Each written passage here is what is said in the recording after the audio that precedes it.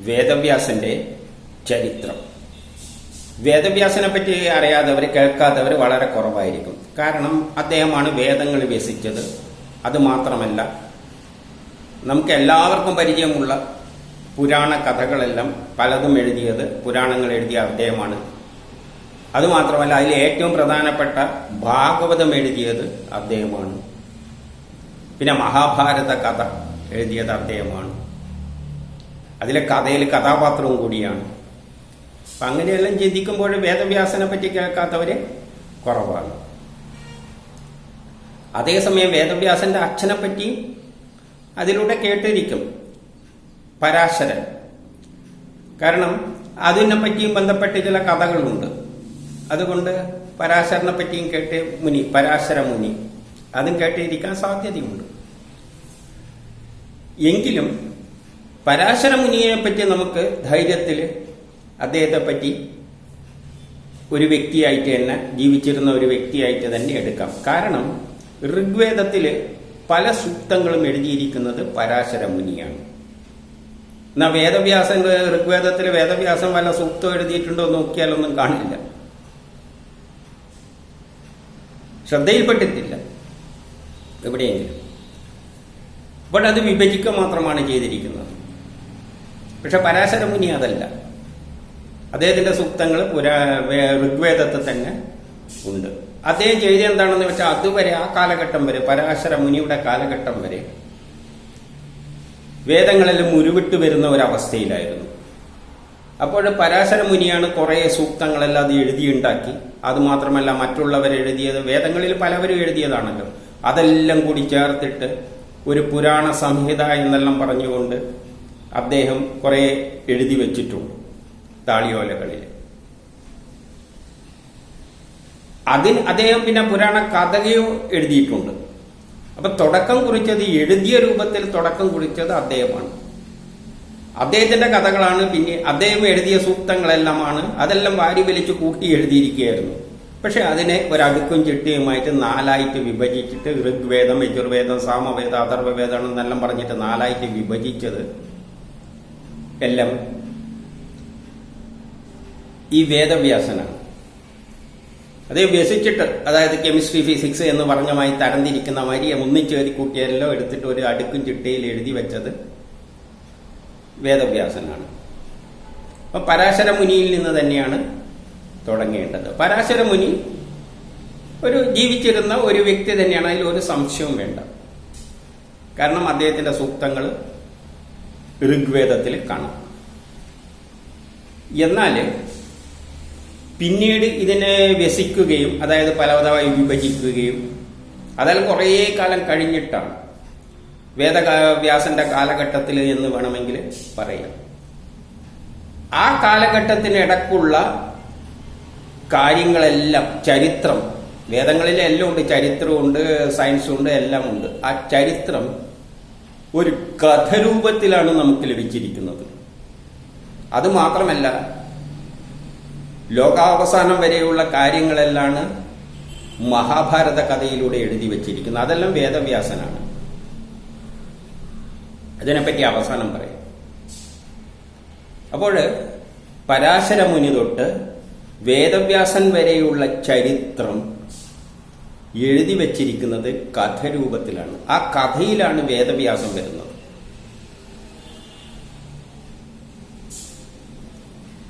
അങ്ങനെ വരുമ്പോൾ കഥാപാത്രം കൂടിയാണ് വേദവ്യാസൻ. ഇപ്പൊ യഥാർത്ഥത്തിൽ അത് കഥാപാത്രമാണോ, ജീവിച്ച ഒരു വ്യക്തിയാണോ എന്നെല്ലാം ഉള്ളൊരു സംശയം അവിടെ വരാം. അതിനെപ്പറ്റി ചിന്തിക്കുമ്പോൾ നമ്മളൊന്ന് ചിന്തിച്ചു നോക്കൂ, കഥയിൽ എങ്ങനെയാണ് പറഞ്ഞിരിക്കുന്നത്. പരാശര മുനി, ആ ചരിത്രമാണ് പറയുന്നത്. അത് തൊട്ടിട്ട് വേദവ്യാസന്റെ കാലഘട്ടം വരെയുള്ള ചരിത്രം കഥരൂപത്തിൽ പറയുകയാണ്. പരാശര മുനി ദൂരെ ഒരു ദ്വീപിലേക്ക് പോകാൻ വേണ്ടി പോവുകയാണ്. ദ്വീപ് ഒരു കടവ് കടന്നിട്ട് പോവുക എന്ന് പറഞ്ഞാൽ സമുദ്രം കടന്നിട്ട് പോകുന്നതായിട്ടെല്ലാം ചിന്തിച്ചാൽ മതി. പോകാൻ വേണ്ടിയിട്ട്, കടത്താൻ വേണ്ടിയിട്ട് ഒരു മുക്കുവ സ്ത്രീ ആണ് തോണി തുഴയുന്നത്. അവളുടെ പേര് കാളി എന്നാണ്. സത്യവതി എന്ന് പിന്നീട് പറയും.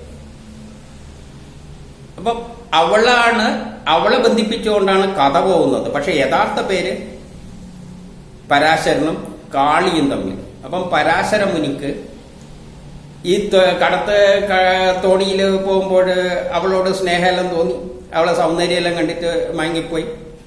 എന്നിട്ട് അവിടെ വെച്ചിട്ട് ദ്വീപിൽ വെച്ചിട്ട് കുട്ടി ഉണ്ടാവുന്നു. ആ കുട്ടിയാണ് വേദവ്യാസൻ. അല്ല, വേദവ്യാസൻ എന്നല്ല പേര്, കൃഷ്ണദ്വയപാനൻ, അതായത് ഒരു ദ്വീപിൽ ജനിച്ചതുകൊണ്ട്. അപ്പൊ ഈ കഥയിലൂടെ കഥയെ അതേപോലെ എടുക്കരുത്. എന്തുകൊണ്ട് എടുക്കരുത് എന്ന് പറഞ്ഞാൽ ഇവിടെ തന്നെ ഒരു പ്രത്യേകത, 2-3 കാര്യങ്ങളുണ്ട്. ഇത്രയും വലിയൊരു മുനി ഒരു സ്ത്രീനെ കാണുമ്പോൾ ഇങ്ങനെയെല്ലാം അങ്ങ് തോന്നിപ്പോകുക എന്നെല്ലാം പറയുന്നത് അത് കഥയിലുള്ള വളച്ചു കെട്ടിയെല്ലാം പറഞ്ഞ. യഥാർത്ഥത്തിൽ അവളുടെ പേര് കാളി എന്നാണെങ്കിലും കഥയിലാണ് സത്യവതിയായിട്ട് മാറുന്നത്. അപ്പൊ ഇത് കഥരൂപത്തിൽ ആ ചരിത്രം പറയുമ്പോൾ യഥാർത്ഥത്തിൽ സംഭവിച്ചെന്താണ്? നമുക്കറിയാം ആര്യന്മാരെല്ലാം വിദേശത്ത് നിന്ന് വന്നതാണെന്നുള്ള തെളിവുണ്ട്, ചരിത്രമുണ്ട്. അത് ഈ അടുത്ത കാലത്തെ ചരിത്രം. പക്ഷേ ഈ ചരിത്രം തുടങ്ങുന്നതിനെക്കാട്ടി മുമ്പ് ഭാരതത്തിൽ നിന്ന് പോയവരാണ് ഈ പരാശരനും പാർട്ടികളും എല്ലാം. ഭാരതത്തിൽ നിന്ന് ഒരു കാലത്ത് കുറെ അങ്ങോട്ടൊരു ദ്വീപിലെല്ലാം പോയിട്ടുണ്ട്. അതിനെപ്പറ്റി പണ്ട് ഞാൻ യൂട്യൂബിലൂടെ തന്നെ അതെല്ലാം വളരെ വ്യക്തമായിട്ട് പറഞ്ഞതുകൊണ്ട് അതിലേക്കൊന്നും കടക്കുന്നില്ല. എന്തിനു പോയി ഏതിനു പോയി എന്നെല്ലാം വ്യക്തമായി പറഞ്ഞതുകൊണ്ട് ആ യൂട്യൂബിൻ്റെ അകത്ത് അവൈലബിൾ ആണ്. അതുകൊണ്ട് അതിലേക്കൊന്നും കിടക്കുന്നില്ല. ഒന്ന് മാത്രം പറയാം, പരാശരന്റെ കാലത്ത് കുറെ ഋഷികളും പരാശര മുനിയെല്ലാം കൂടിയിട്ട് ഇവിടെ നിന്ന് പോയിട്ടുണ്ട്. അവർ പിന്നെ തങ്ങിയത് ഒരു ദ്വീപിലാണ്. ഏതാണ് ദ്വീപ് എന്നെല്ലാം പറഞ്ഞിട്ടുണ്ട്, എന്തിനു വേണ്ടിയിട്ടെന്നെല്ലാം മുമ്പ് പറഞ്ഞിട്ടുണ്ട്. അവിടെ വെച്ചാണ് വേദവ്യാസൻ ജനിക്കുന്നത് എന്നാണ് പറഞ്ഞു വെച്ചിരിക്കുന്നത്. അപ്പൊ ഇദ്ദേഹത്തിന്റെ ഭാര്യ യഥാർത്ഥത്തിൽ കാളിയാണ്. പക്ഷെ കഥരൂപത്തിലാക്കുമ്പോൾ ഇതെല്ലാം എന്തായി മാറുന്നത്? കഥാപാത്രങ്ങളായിട്ട് മാറി. ഇവരെ ബന്ധിപ്പിച്ചുകൊണ്ട് കഥാപാത്രങ്ങളായിട്ട് മാറിക്കൊണ്ടാണ് കഥ പോകുന്നത്. അപ്പം കഥാപാത്രത്തിൽ വേറൊരു പേര് കൊടുക്കണം, സത്യവതി അല്ലെ മത്സ്യഗന്ധി എന്നെല്ലാം പറഞ്ഞുകൊണ്ടാണ്. അപ്പം പരാശരന്റെ ഭാര്യ കാളിയാണ്. പക്ഷെ കഥയിൽ വരുമ്പോൾ സത്യവതി എന്ന ഒരു കഥാപാത്രത്തെ ചിത്രീകരിച്ചുകൊണ്ടാണ് പിൽക്കാലത്ത് കഥകൾ ഉണ്ടാക്കുന്നത്. അല്ലാതെ അതേ വ്യക്തി വെച്ചിട്ട് പറഞ്ഞു കഴിഞ്ഞാൽ ആശയക്കുഴപ്പം വരും. അപ്പം പരാശരന്റെ ഭാര്യയായിട്ട് സതിയെ എടുക്കാം. കഥയിൽ വരുമ്പോൾ ഇങ്ങനെയെല്ലാം പറയും. അപ്പോൾ ഇവർ എന്ത് ചെയ്യുന്നു? ദ്വീപിലേക്ക് പോകുന്നു. അവിടെ വെച്ചിട്ട് അപ്പം ഭാരതത്തിലുള്ളവർ കുറെ കാലം ദൂരെ പോയി താമസിച്ചിട്ടുണ്ട്. അവിടെ വെച്ചിട്ടാണ് വേദവ്യാസനെല്ലാം ജനിക്കുന്നത്. പക്ഷെ അവന്റെ പേരും എന്താണ്? കൃഷ്ണദ്വയപായനാണ്. അപ്പൊ യഥാർത്ഥ നാമം കൃഷ്ണദ്വീപിൽ ജനിച്ചവൻ എന്നൊരർത്ഥം വരത്തക്കവണ്ണം കൃഷ്ണദ്വയപാനൻ. അപ്പം വേദവ്യാസന്റെ മകന്റെ പേര് കൃഷ്ണദ്വയപാനനാണ്. പക്ഷെ ഇത് വെച്ചിട്ടുള്ള ചരിത്രം പറയുമ്പോൾ കഥയിലേക്ക് വരുമ്പോൾ വേദവ്യാസനായിട്ട് മാറുന്നുണ്ട്. വേദങ്ങളെ പിന്നീട് വ്യസിച്ചവൻ എന്നല്ല അർത്ഥം വരുന്നത്. അപ്പോൾ കഥയിലേക്ക് വരുമ്പോൾ കഥ ആകെ മാറുകയാണ്. അപ്പൊ ഇവരെ ദ്വീപിലേക്ക് പോവുകയാണ്, ജനിക്കുന്നു. വേദവ്യാസൻ അവിടെ വെച്ചാണ് ജനിക്കുന്നത്. ജനിക്കുമ്പോൾ തന്നെ വേദവ്യാസൻ അങ്ങ് വലുതാകുകയാണ്, യുവാവുകയാണ്. പെട്ടെന്ന് കഥയിലെ ഇതെല്ലാം സംഭവിക്കും. അല്ലാതെ കഥയിലെ അങ്ങനെയെല്ലാം പറഞ്ഞു പിടിപ്പിക്കാം. കഥയിൽ ചോദ്യമില്ല. അതിന്റെ അമ്മയോട് പറയുന്ന അമ്മ പോട്, കാരണം പേര് ദോഷമല്ല ഇങ്ങനെ ഉണ്ടായി കഴിഞ്ഞാൽ. അതുകൊണ്ട് അമ്മ പോട്, ഞാൻ വന്നോളാം, ആവശ്യം വരുമ്പോൾ പിന്നെ വന്നോളാം എന്നും പറഞ്ഞിട്ടാണ് വേദവ്യാസന് അവിടെ നിന്ന് പോകുന്നത്. എവിടെ പോകുന്നു? തപസ് ചെയ്യാൻ പോകുന്നത്. അപ്പം വേദവ്യാസൻ മഹാഭാരതമെല്ലാം എഴുതുന്നതെല്ലാം എപ്പോഴാണ്? കുറെ കാലം കഴിഞ്ഞിട്ടാണ്. അപ്പൊ അതുവരെ വേദവ്യാസൻ തപസ്സിന് പോയി എന്നങ്ങ് പറഞ്ഞു വെക്കുകയാണ്. കഥയിലപ്പോ വേദവ്യാസനാണ്, യഥാർത്ഥത്തിൽ ആരാണ്? കൃഷ്ണദ്വയപാനനാണ്. അപ്പം മറ്റേ പരാശരന്റെ കൂടെ ഉണ്ടാവും, ആ ദ്വീപിൽ ഉണ്ടാവും, പഠിക്കുകയോ എന്തോ എല്ലാം ചെയ്തിട്ടുണ്ടാവും. അത് ഞാനിപ്പോ അവിടെ ഒന്നും പ്രശസ്തിയില്ല, എഴുതുന്ന ആൾക്കാരുടെ ചരിത്രത്തിനൊന്നും ഒരു പ്രശസ്തിയില്ല. പക്ഷെ കഥയിൽ വരുമ്പം വേദവ്യാസനാവുകയാണ്. വേദവ്യാസൻ അങ്ങ് പോയി എവിടെ? തപസ് ചെയ്യാൻ പോയി. പിന്നെ എപ്പോഴാണ് വരുന്നതെന്ന് വെച്ച് കഴിഞ്ഞാല് കുറെ കാലം കഴിഞ്ഞപ്പോൾ തിരിച്ചു വരുന്നുണ്ട്. അതാണ് ആര്യന്മാര് വന്നത് എന്നെല്ലാം പറയുന്നത്. ദ്വീപിലുള്ളവരെന്ത് വരുന്നു? തിരിച്ചു വരുന്നു. എവിടത്തേക്ക്? സരസ്വതി നദിയുടെ തീരത്തേക്ക്. നമുക്കറിയാം ഋഷികളെല്ലാം ആദ്യം സരസ്വതി നദിയുടെ തീരത്തിലേക്കെല്ലാം അത് അന്ന് മഹത്വമായുള്ള ഒരു നദിയായിരുന്നു. അതിന്റെ തീരത്തെല്ലാം വരുന്നത്. അവിടെ വെച്ചാണ് പിന്നെ വേദവ്യാസനെല്ലാം രചിക്കുന്നതെല്ലാം ചെയ്യുന്നത്. അപ്പം വേദവ്യാസൻ സരസ്വതി നദിയുടെ തീരത്തേക്ക് വരുന്നു. അതുകൊണ്ടാണ് ഈ കഥ പോവുകയാണ്. ഏതായത് ആര്യന്മാര് കൃഷ്ണദ്വൈപായനെല്ലാം അവിടെ ജനിച്ചിട്ടില്ല, അവിടെ നിന്ന് ഇങ്ങോട്ട് വന്നിട്ടുണ്ടാവും. എവിടെ വന്നിട്ടുണ്ടാവും? സരസ്വതി നദിയുടെ തീരത്തേക്ക് വന്നിട്ട് അന്ന് അങ്ങേരെ പേര് കൃഷ്ണദ്വൈപായനൻ തന്നെയായിരിക്കും. പക്ഷെ കഥയുടെ രൂപത്തിൽ എഴുതുമ്പോൾ അതിലെന്താണ്? വേദവ്യാസനാണ്. അപ്പൊ സരസ്വതി നദിയുടെ തീരത്ത് വന്നപ്പോൾ അദ്ദേഹം അവിടെ എന്ത് ചെയ്യാണ്? തീരത്തില് കുരുവിക്കുട്ടികളെ, കുരുവിയുടെ അച്ഛനും അമ്മയും ലാളിക്കുന്ന കണ്ടു. അപ്പൊ ഇങ്ങേർക്കും ഒരു മോഹമുണ്ടായി. ആർക്ക്? വേദവ്യാസൻ. കഥാപാത്രമാണെന്ന് ചിന്തിച്ചോണം, കഥയാണെന്നും ചിന്തിച്ചോണം. അദ്ദേഹത്തിന് ഒരു മോഹമുണ്ടായി, കുട്ടികൾ ഉണ്ടാവണം, കുട്ടികളെ ലാളിക്കാൻ കുട്ടികളെ വേണം. അപ്പോഴങ്ങനെ ആലോചിച്ചു. നാരദനോട് ചോദിച്ചു, എന്താ വഴി? ഈ കഥയിലാണ് നാരദനല്ലോ ഉള്ളത്. നാരദൻ എന്താണെന്നുള്ള സയൻസിലൂടെ പിന്നീട് മനസ്സിലാക്കാം. അതവിടെ കിടക്കട്ടെ. അല്ലാതെ കൃഷ്ണദ്വൈപായന് കുട്ടികൾ ഉണ്ടാകേണ്ടിക്ക് വേറെ വഴിയൊന്നുമില്ല. ഒരു കല്യാണം കഴിച്ചിട്ട് കുട്ടികൾ ഉണ്ടാകുന്നതേ ഉള്ളൂ. അതിന് പോയി നാരദനോട് ചോദിക്കേണ്ട ആവശ്യം, കുട്ടികൾ ഉണ്ടാകാൻ എന്താ വഴി നല്ലൊരു ഇത്രയും വലിയ ഋഷി ചോദിക്കേണ്ട ആവശ്യമൊന്നുമില്ല. അപ്പൊ അതിലെല്ലാം കഥയിൽ ആശയങ്ങളാണ് എടുക്കേണ്ടത്. അപ്പൊ നാരദൻ പറയുന്നു, ആര്? ദേവീനെ തപസ് ചെയ്താൽ മതി. അപ്പം വേദവ്യാസൻ ദേവീനെ തപസ് ചെയ്യാൻ പോവുകയാണ്. എന്തിന്? കുട്ടികൾ ഉണ്ടാകാൻ വേണ്ടി. വേദവ്യാസനാണ്. അല്ലാതെ കല്യാണം കഴിച്ചാൽ കുട്ടികൾ ഉണ്ടാവും എന്നുള്ള ചിന്തയൊന്നും വരുന്നില്ല. എല്ലാം നാരദൻ പറഞ്ഞു കൊടുക്കുകയാണ്. അപ്പൊ അതിന്റെ പിന്നിലെല്ലാം ചില ആശയങ്ങളുണ്ട്. അതിലേക്ക് പോകണം. അതൊന്നും ഇപ്പം പോകുന്നില്ല. അപ്പൊ തപസ് ചെയ്യാൻ പോകുമ്പോൾ പണ്ടേ കഥയിൽ വരുമ്പോൾ ഒരു വില്ലൻ കയറി വരും. ആര്? ഇന്ദ്രൻ. ഇന്ദ്രൻ ആര് തപസ് ചെയ്യുമ്പോഴും ഭയങ്കര പേടിയാണ്. കാരണം തപസ് ചെയ്തിട്ട് വല്ല വരം നേടിയിട്ട് എണ്ണക്കാളി അങ്ങ് മുകളിലെത്തിപ്പോയാളോ എന്നുള്ള. അതുകൊണ്ട് പാര വെക്കാൻ വേണ്ടിയിട്ട് എന്താ ചെയ്യാന്ന് വെച്ചാൽ അപ്സരസുകളെ അറിഞ്ഞു കൊടുക്കും. രംഭാതിലോത്തമെന്നെല്ലാം പറഞ്ഞ് പണ്ട് അയക്കുന്ന ഇട്ടിട്ടുണ്ടല്ലോ. അതുപോലെ അപ്സരസുകളെ വിട്ടുകൊടുക്കുന്നു. ആർക്ക്? വേദവ്യാസന്റെ ഒരു അപ്സരസിനെ വിട്ടുകൊടുക്കുന്നു ഈ തപസ് മുടക്കാൻ വേണ്ടി. അപ്സരസ് ഒരു പഞ്ചവർണ്ണ കിളിയായിട്ട് വേദവ്യാസന്റെ മുമ്പിലോട്ട് പറന്നു. പഞ്ചവർണ്ണ കിളി നോക്കണം, കിളിയായിട്ടാണ്, സുന്ദരിയായ ഒരു പഞ്ചവർണ്ണ കിളി ആയിട്ടാണ് പറക്കുന്നത്. ഇത് കണ്ടപ്പം പ്രേമം തോന്നി. ആർക്ക്? വേദവ്യാസന്.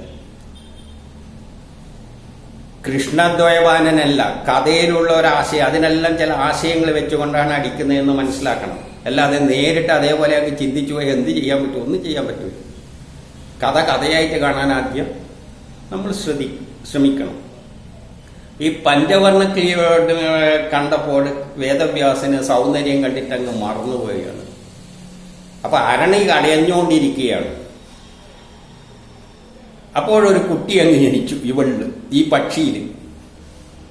അതാണ് ആര്? വേദവ്യാസന്റെ മകൻ. അപ്പം ഈ വേദവ്യാസന്റെ മകനെ എന്തിനാണ് ഒരു കഥാപാത്രമായിട്ട് ചിത്രീകരിച്ചത് എന്ന് നമ്മൾ ചിന്തിക്കണം. അപ്പൊ ഈ കഥാപാത്രം ആദ്യമായിട്ട് വേദവ്യാസന്റെ കഥയിൽ വരുന്ന ഒരു കഥാപാത്രമാണ് ഈ മകൻ, വേദവ്യാസന്റെ മകൻ. അത് പക്ഷിയില് സ്നേഹം തോന്നിയിട്ട് അരണി കടയുമ്പോൾ ഉണ്ടായതാണ്. സുഗൻ എന്നാണ് പേര്. അപ്പൊ ഈ സുഗനിലൂടെയാണ്. അപ്പം വേദങ്ങൾ എഴുതുമ്പോൾ, പുരാണ കഥകൾ എഴുതുമ്പോൾ ഈ പ്രപഞ്ചത്തിലുള്ള എല്ലാ കാര്യങ്ങളും, സയൻസും ചരിത്രവും മനുഷ്യന്റെ എല്ലാതരം മനുഷ്യരുടെ കാര്യങ്ങളെല്ലാം വ്യക്തമായിട്ട് വിവരിക്കുന്ന കൂട്ടത്തിൽ മനുഷ്യനുള്ള ഒരു പ്രത്യേകതയാണ് എന്ത്? സന്യാസം. വിരക്തി വന്ന്, ഈ ജീവിതത്തോട് വിരക്തി വന്നിട്ട് സന്യസിക്കാൻ പോകുന്ന ഒരു മനുഷ്യന്റെ അവസ്ഥയാണ് സുഗൻ എന്ന ഒരു കഥാപാത്രത്തിലൂടെ വേദവ്യാസൻ അവതരിപ്പിച്ചു തരാൻ പോകുന്നത്. അതിനുവേണ്ടിയാണ് ഈ കഥാപാത്രത്തെ സൃഷ്ടിച്ചത്. സുഗൻ, വേദവ്യാസന്റെ മകൻ. യഥാർത്ഥ മകനല്ല. കഥാപാത്രത്തെ എങ്ങനെയുണ്ടായെന്ന് നമ്മൾ ചിന്തിച്ചല്ലോ. ഇതെല്ലാം കഥയിലേ അത് നടക്കൂ. കഥയിൽ ചോദ്യമില്ല എന്നും പറഞ്ഞു വെച്ചിട്ടുണ്ട്. അപ്പം വേദവ്യാസൻ ഈ മകനെ എന്ത് വേണം? ബ്രഹ്മതത്വം മനസ്സിലാക്കിപ്പിക്കണം, പഠിപ്പിക്കണം. ഏറ്റവും വലിയ ജ്ഞാനം അതാണല്ലോ. അതായത് എന്താണ് ബ്രഹ്മം എന്ന് മനസ്സിലാക്കുക. അപ്പം ജീവിതമെല്ലാം മിഥ്യയാണ്, ഒന്നുമില്ല. വിരക്തി വന്ന് അപ്പം വേദവ്യാസൻ ശിവന്റെ അടുത്ത് പോയിട്ട് പറയുന്നു, ഒന്ന് ബ്രഹ്മതത്വം പഠിപ്പിക്കണം വേദവ്യാസൻ. അപ്പൊ ശിവൻ പറഞ്ഞു, ഇത് അത്ര സുഖമുള്ള പരിപാടിയൊന്നുമല്ല, നിങ്ങൾക്ക് തന്നെ അവസാനം ദോഷമായി തീരും, അത് വളരെ മോശമാണെന്ന് പറഞ്ഞാൽ പോരാ, എനിക്ക് എൻ്റെ മോനെ എന്തായാലും ബ്രഹ്മതത്വം തന്നെ പഠിപ്പിക്കണം. അതായത് ശരി ശിവൻ എന്നാ ശരി എന്നാ പഠിപ്പിക്കാന്നും പറഞ്ഞ് സുഖനെ ബ്രഹ്മതത്വം ഉപദേശിക്കുന്നത്. അതോടുകൂടി അവൻ സന്യാസിയാകുന്നത്. സന്യാസിയായാലുള്ള അവസ്ഥയാണ് പറയാൻ പോകുന്നത്. സന്യാസിയായ ഉടനെ തന്നെ അവൻ എന്ത് പോയി ചെയ്തു? അവന് വേദവ്യാസനെ ഒന്നും അച്ഛനെ ശ്രദ്ധിക്കാതെ പോലും ചെയ്യാതെ നേരെ അങ്ങ് ശിവനെ മാത്രം ഒന്ന് യാത്രയും ചോദിച്ചിട്ട് ഒരൊറ്റ പോക്കാണ്. അച്ഛനോട് പോലും ചോദിച്ചില്ല. ഇവിടെ എന്ത് മനസ്സിലാക്കണം? ഒരാൾ വിരക്തി വന്ന് സന്യാസത്തിലേക്ക് മാറിക്കഴിഞ്ഞാൽ ആദ്യം ചെയ്യേണ്ട എന്താണെന്ന് ഉപനിഷത്തുകൾ പറഞ്ഞിട്ടുണ്ട്. കുടുംബത്തെ പോലും ഉപേക്ഷിക്കണം. അച്ഛനും ഇല്ല, അമ്മയും ഇല്ല, പിന്നെ ആരുമില്ല, ബ്രഹ്മമേ ഉള്ളൂ, ഈ ലോകം മുഴുവൻ പ്രപഞ്ചമാണ് എന്നതാണ് അവരുടെ അവസ്ഥ. പിന്നെ ഒരാൾ സന്യാസി ആയിക്കഴിഞ്ഞാൽ എന്ത് ചെയ്യും? എവിടെയെങ്കിലും ഒരു ഗുഹയിലോ മറ്റോ പോയിരുന്നിട്ട് തിന്നലും ഇല്ല, കുടിക്കലും ഇല്ല, മരണം വരെ അങ്ങനെ അങ്ങ് കഴിയും. വിരക്തി വന്നിട്ട് ഒന്നിനും താല്പര്യമില്ല, പോയി വിളിച്ചാലും ഉള്ളു ഒന്നുമില്ല, അതിലങ്ങ് ലയിച്ചു പോയി. അതാണ് സന്യാസിയുടെ ലക്ഷണം. ഇത് വേദവ്യാസൻ ആദ്യം തന്നെ എടുത്തു പറഞ്ഞു വെക്കുകയാണ്. ഈ കഥാപാത്രത്തിലൂടെയാണ് പറയുന്നത്. അപ്പൊ വേദവ്യാസന് സങ്കടം ഉണ്ടാവില്ല, ചോദിക്കും കൂടി പോയി ചെയ്യാതെയാന്ന് ഒരൊറ്റ പോക്ക് പോയിരിക്കുന്നത്. പിന്നാലെ വേദവ്യാസൻ പോയി എന്നാണ് പറയുന്നത്. എന്ത് കരഞ്ഞുകൊണ്ട് മകനെ വിളിച്ചുകൊണ്ട്, മകനെ വാന്നും പറഞ്ഞുകൊണ്ട് വിളിച്ചുകൊണ്ട് അലഞ്ഞു നടക്കുകയാണ്. അപ്പൊ അവസാനം വിളി കേട്ടതാണെന്ന് വെച്ചാൽ ചെടികളും പർവ്വതങ്ങളും എല്ലാം ഈ വിളിച്ചതിന് വിളികൾ ഇട്ടത്. അതായത് പർവ്വതങ്ങളും ചെടികളും ഈ പ്രപഞ്ചമായി മാറിപ്പോയി. അതിന്റെ അർത്ഥം എന്ന് പറഞ്ഞാൽ ബ്രഹ്മത്തിൽ നിന്നാണ് എല്ലാം ഉണ്ടായിരിക്കുന്നത്, ഇതെല്ലാം ബ്രഹ്മമാണ്. അപ്പോൾ ഇവനും ബ്രഹ്മത്തിലേക്ക് ചെടിയും എല്ലായിട്ട് മാറിയുന്നു. എന്നാൽ യഥാർത്ഥത്തിൽ ഒരാൾ സന്യാസിയാകുമ്പോൾ എന്താവില്ല, ഈ ചെടിയൊന്നും ആയിട്ട് മാറില്ല. അപ്പൊ ഇത് കഥയാണെന്ന് മനസ്സിലാക്കുന്നത്. കഥയിൽ കൂടി ആ സ്വഭാവം ആശയം പറഞ്ഞു വെക്കുകയാണ്. ഇങ്ങനെ തന്നെ പറഞ്ഞിട്ടുണ്ടെങ്കിൽ വേറൊന്നു കൂടി ശ്രദ്ധിക്കണം. അവസാനം ഭാഗവതം എഴുതുമ്പോൾ പരീക്ഷത്തിന് ആത്മീയ കാര്യങ്ങൾ പറയാൻ വേണ്ടിയിട്ട് ഇതേ വേദവ്യാസന്റെ മകൻ തന്നെയാണ് വരുന്നത്. അതുവരെ കാണാതെ വേദവ്യാസന്റെ മകൻ പിന്നെ ഇങ്ങനെ നടന്നു വരുന്നതായിട്ട് വേറെ കഥയിൽ അങ്ങനെ എല്ലാം ചിത്രീകരിക്കാമല്ലോ. ഓരോ കഥയിൽ ഇവിടെ കാണാതെ പോയി എല്ലാം ചെടിയായി എന്ന് പറഞ്ഞെടുത്ത് ഇവിടെ കഥയിൽ ആദ്യം വരികയാണ്. എങ്ങനെ അവിടെയും ആത്മീയം പറഞ്ഞു കൊടുക്കാനാണ്. ആത്മീയ വശം ഇങ്ങനെയാണ് ഉപദേശിക്കാൻ പറ്റി. ഈ കഥാപാത്രമാണ്. അപ്പൊ എങ്ങനെയാ വരുന്നതെന്ന് വെച്ചാൽ ഒന്നും ഉടുക്കാതെയാണ് ആശാൻ വരുന്നത്. കാരണം സന്യാസിക്ക് എന്ത് വേണ്ട? സന്യാസിയോട് പറഞ്ഞിട്ട് സന്യാസി ഉപനിഷത്ത് പറയുന്നുണ്ട്, ഒരാൾ സന്യാസിയാണെങ്കിൽ വിരക്തി വന്നിട്ട് സന്യാസി ആയാൽ എല്ലാം ഉടുതുണി അടക്കം ഉപേക്ഷിച്ചിട്ട് പോകാനാണ് പറഞ്ഞിരിക്കുന്നത്. അപ്പൊ ഇവൻ ഉടുതുണിയൊന്നും ഇല്ലാതെയാ വരുന്നത്. അപ്പോഴൊരു കുളക്കടവിലോട്ട് വരുമ്പോൾ സ്ത്രീകളെല്ലാം അവിടെ നിന്ന് കുളിക്കുകയാണ്. ഇവനെ കണ്ടിട്ട് നാണിച്ചിട്ട് വെള്ളത്തിൽ മുങ്ങിക്കളഞ്ഞു. ഇവനൊരു കൂട്ടുമില്ല. അതായത് ബ്രഹ്മചാരിക്ക് സ്ത്രീയുമില്ല, പുരുഷനുമില്ല, അച്ഛനുമില്ല, അമ്മയുമില്ല, ഒരു ചുക്കുമില്ല, വിരക്തി വന്ന് പോകുന്ന പാർട്ടിയാണെന്ന് പറയാൻ വേണ്ടിയിട്ടാണ് അവിടെ ഇതേ സ്വഭാവങ്ങൾ എടുത്തു വെച്ച് പറഞ്ഞിരിക്കുന്നത്. അപ്പൊ അങ്ങനെയാണ് വേദവ്യാസന്റെ മകൻ സുഗനെ ഒരു കഥാപാത്രത്തിലൂടെ വിരക്തി വന്ന് സന്യാസിയായവരുടെ ലക്ഷണങ്ങള് ഭംഗ്യന്തരേണ ആൾക്ക് മനസ്സിലാകുന്ന തരത്തിൽ ചിന്തിച്ചാൽ എന്താണ് അവസ്ഥ എന്ന് പറഞ്ഞവിടെ വെച്ചു. അങ്ങനെ ആ വാദം അത് കഴിഞ്ഞു. അപ്പം വേദവ്യാസന്റെ മകൻ പോയി കളഞ്ഞല്ലോ, പിന്നെ വേദവ്യാസന് വേറെ ആരുമില്ല. അപ്പം പിന്നെ ആ വേദവ്യാസന് തോന്നി എന്നാ പിന്നെ നേരെ ഹസ്തിനപുരത്തിലേക്ക് വരാണ്. അവിടെ അമ്മയുണ്ടല്ലോ, സത്യവതി. അപ്പൊ നേരെ ഹസ്തിനപുരത്തിലേക്ക് വരുന്നു. അപ്പൊ ആ കഥയിലെ ഹസ്തിനപുരത്തിൽ എത്തുമ്പോൾ പിന്നെ അവിടെ വെച്ചിട്ടാണ് ഏത് എഴുതുന്നത്? മഹാഭാരത കഥയോ തുടങ്ങുന്നതും ഭാഗവതം എല്ലാം. പിന്നെ അതിന്റെ ശേഷമാണ് വേദവ്യാസൻ ചരിത്രം എഴുതുന്നത്. ഏത് ചരിത്രം? അതുവരെയുള്ള ചരിത്രം, കഴിഞ്ഞിട്ടുള്ള ചരിത്രം, അതായത് ഇന്ന് വരെയുള്ള കാലഘട്ടം. അതായത് 3-ാം ലോകമഹായുദ്ധം തന്നെയാണ് മഹാഭാരത യുദ്ധം. ഇന്നത്തെ കാലഘട്ടത്തിലെ എല്ലാ വ്യക്തികളുടെയും സ്വഭാവങ്ങളും ചരിത്രവും എല്ലാം ഒരു കഥരൂപത്തിൽ എഴുതിയതാണ് മഹാഭാരത കഥ. അപ്പൊ ആ കഥ തുടങ്ങുന്നത് എങ്ങനെയാണെന്ന് മനസ്സിലാക്കണം. ശാന്തനു വന്ന ഒരു രാജാവ് ഇങ്ങനെ നായാട്ടിന് പോകുമ്പോൾ ഗംഗാദേവിയെ കണ്ടിട്ട് പ്രേമം തോന്നി. ഗംഗാദേവി, ഗംഗയാണ്, നദിയാണെന്ന് പ്രത്യേകം പറഞ്ഞിട്ടുണ്ട്. പക്ഷെ കഥയിൽ വരുമ്പോൾ ഗംഗാദേവി അതിൽ സൗന്ദര്യം തോന്നിയിട്ട് അതിലൊരു കുട്ടി ഉണ്ടായതാണ് ആര്? നമ്മളെ ഭീഷ്മർ. ഇപ്പൊ കഥയില് നദികളെല്ലാം കഥാപാത്രങ്ങളായിട്ടാണ് ചിത്രീകരിച്ചിരിക്കുന്നത്. അപ്പൊ വേദവ്യാസനും ഒരു കഥാപാത്രമാണ്, സുഖദേവും ഒരു കഥാപാത്രമാണ്. പക്ഷെ ഇതെല്ലാം എഴുതിയിരിക്കുന്നത് ആരായിരിക്കണം? പരാശരന്റെ പുത്രൻ കൃഷ്ണദ്വയപാനൻ. എന്നിട്ട് സത്യവതി ഗംഗയിലുണ്ടായതാണ് ഭീഷ്മര്. അത് കഴിഞ്ഞിട്ട് സാന്തനു രാജാവ് പിന്നെയും നായാട്ടിൽ നടക്കുമ്പോഴാണ് ഈ സത്യവതിയെ കാണുന്നത്. ഏത്?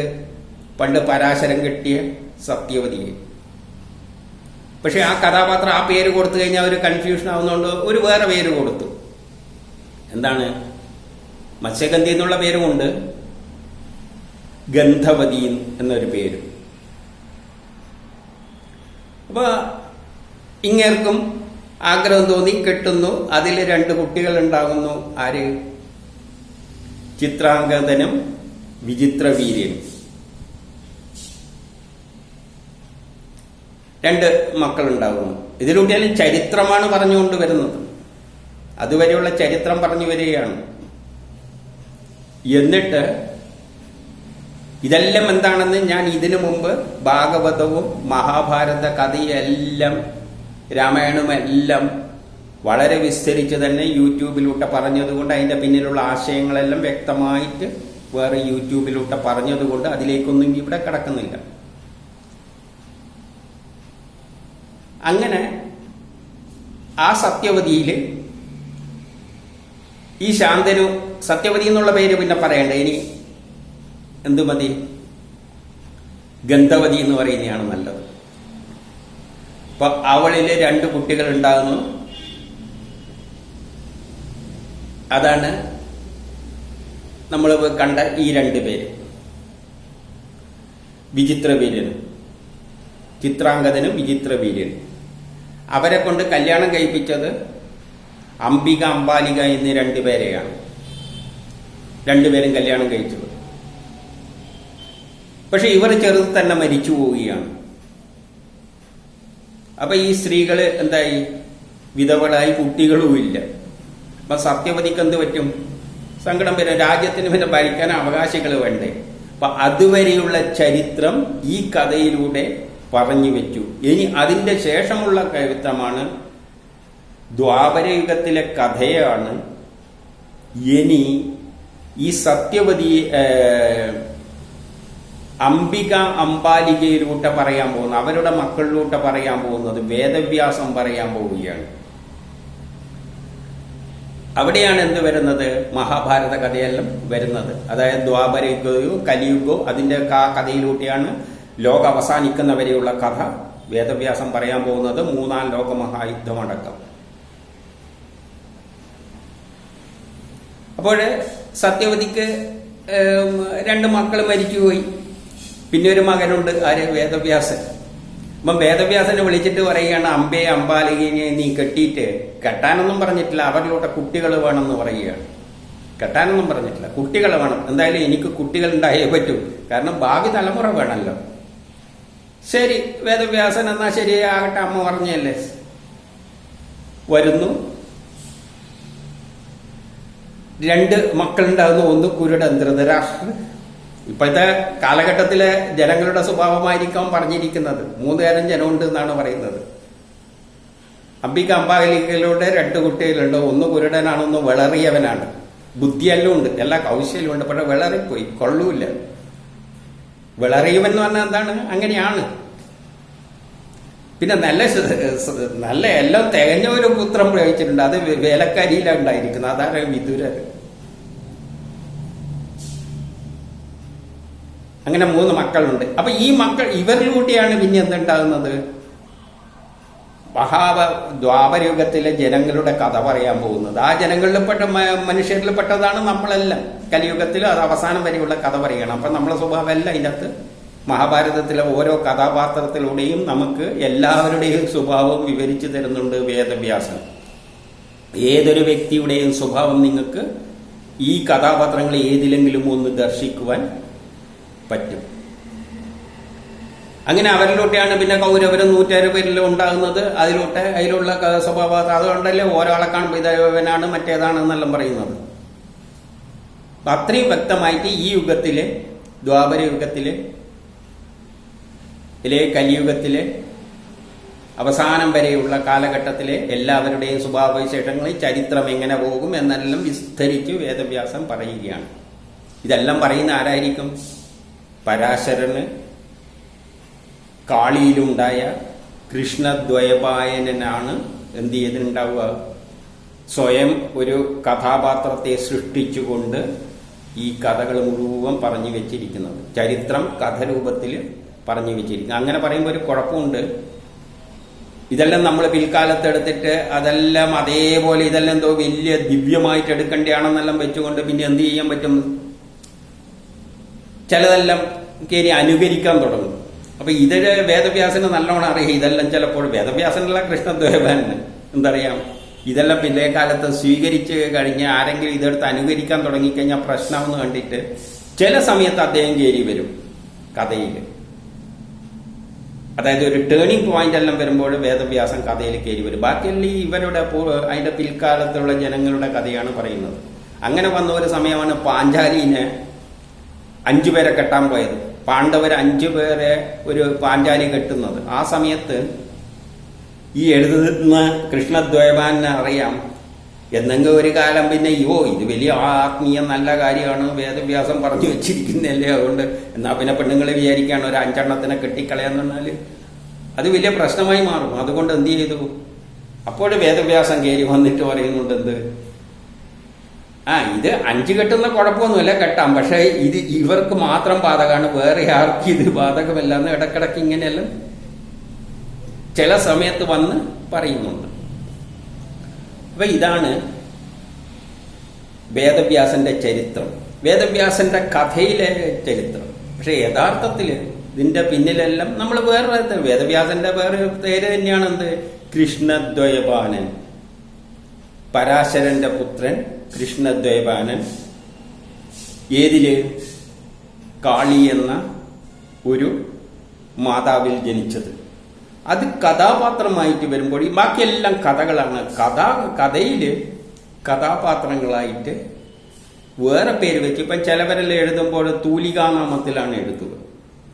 അതേപോലെ ഒരു കഥാപാത്രമായി ചിത്രീകരിച്ചുകൊണ്ട് സ്വയം ഒരു കഥാപാത്രമായിട്ട്, കാരണം വേദവ്യാസന്റെ മക്കള് തന്നെയാണ് ഇത്. കാരണം ഒരു കൃഷ്ണദ്വൈപായനൻ ഒരു കഥ എഴുതുമ്പോൾ, ഒരു കവി ഒരു കഥ എഴുതുമ്പോൾ ആ കഥയിലുള്ള അയാളുടെ സൃഷ്ടിയാണ് അതിലുള്ള എല്ലാ കഥാപാത്രങ്ങളും. ഇപ്പോഴും മക്കള് എന്ന് പറയുന്നതിലൊന്നും കുഴപ്പമില്ല. അപ്പം വേദവ്യാസന്റെ മക്കളാണ് ഇതെല്ലാം, അവരിലൂടെയാണ് ഈ പ്രപഞ്ചം ഉണ്ടായി എന്ന് പറയുന്നതിലൊന്നും, ആ കഥയിലെ കഥാപാത്രങ്ങളെല്ലാം പറയുന്നതിലൊന്നും തെറ്റൊന്നുമില്ല. പക്ഷെ കഥയെ നമ്മൾ കഥയായിട്ട് തന്നെ മനസ്സിലാക്കണം. ഈ വേദവ്യാസനിലൂടെ തന്നെയാണ് നമ്മൾ കൃഷ്ണനിലെ എല്ലാം മനസ്സിലാക്കുന്നത് എന്ന് മനസ്സിലാക്കണം.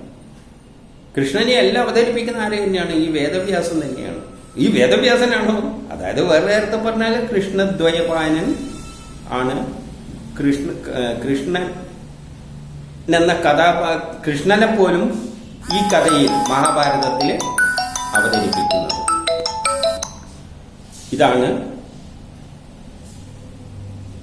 കൃഷ്ണദ്വൈപായനന്റെ ജീവചരിത്രം. പക്ഷെ നമ്മൾ ഒന്ന് പ്രത്യേകം ശ്രദ്ധിക്കേണ്ട കാര്യമുണ്ട്. അതിന്റെ ശേഷം ഈ കഥയിൽ പറയുന്ന കാര്യങ്ങളല്ലാതെ കൃഷ്ണദ്വൈപായനൻ എന്ത് സംഭവിച്ചു, അല്ലെങ്കിൽ പരാശരനെന്ത് സംഭവിച്ചു, സതിക്കെന്ത് അല്ലാതെ കാളിക്കെന്ത് സംഭവിച്ചു, ഇതൊന്നും നമുക്ക് അറിയില്ല എന്നതും സത്യമാണ്. നമുക്ക് ഈ കഥയിലുള്ള കഥാപാത്രങ്ങളെ മാത്രമേ അറിയൂ. ഇവരെ പറ്റിയൊന്നും നമുക്ക് ഈ എഴുതിയ ഈ കൃഷ്ണദ്വൈപായനെ പറ്റി എവിടെ വെച്ച് മരിച്ചു, എന്ത് സംഭവിച്ചു എന്നുള്ളതൊന്നും നമുക്കറിയില്ല എന്നുള്ളതും ഒരു സത്യമാണ്. കഥയിലൂടെയാണ് അവർ അനശ്വരമാകുന്നത്.